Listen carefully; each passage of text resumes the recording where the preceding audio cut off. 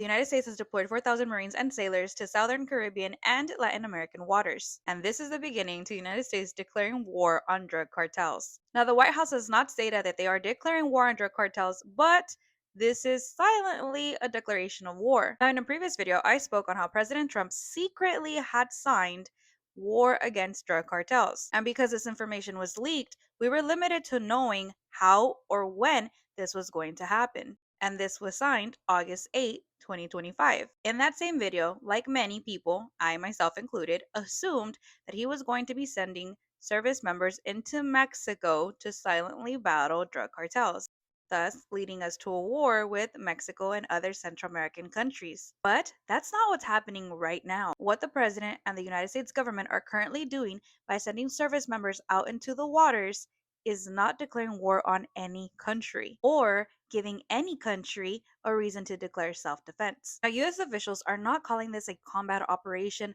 but more of a show of force. How so? Well, the biggest misunderstanding that a lot of people in the United States tend to have is that when cartels are trafficking drugs into the United States, they're brought in through the Mexican American border. And while that might be the case in a small percentage, majority of the drugs being brought into the United States are being brought in through our waters. These traffickers are known to bring in the drugs through submarines, boats, ships, and sometimes even jet skis. Now, when the Coast Guard is breaking down on the traffickers, they tend to arrest by the hundreds per operation, and collectively the arrests are in the hundreds per year. So the United States is expecting to up those numbers by showing use of force with the Navy and the Marines. I personally think that this is the best way to combat what's currently happening in the United States with our drugs, although I do believe that we should be focusing on the people using the drugs within the United States to stop the consumption of drugs, therefore no consumers, no sellers. And the United States doing the operation this way instead of sending any service member on any country land is the best way to protect the United States citizens by not losing any of our service members or spending any money on war.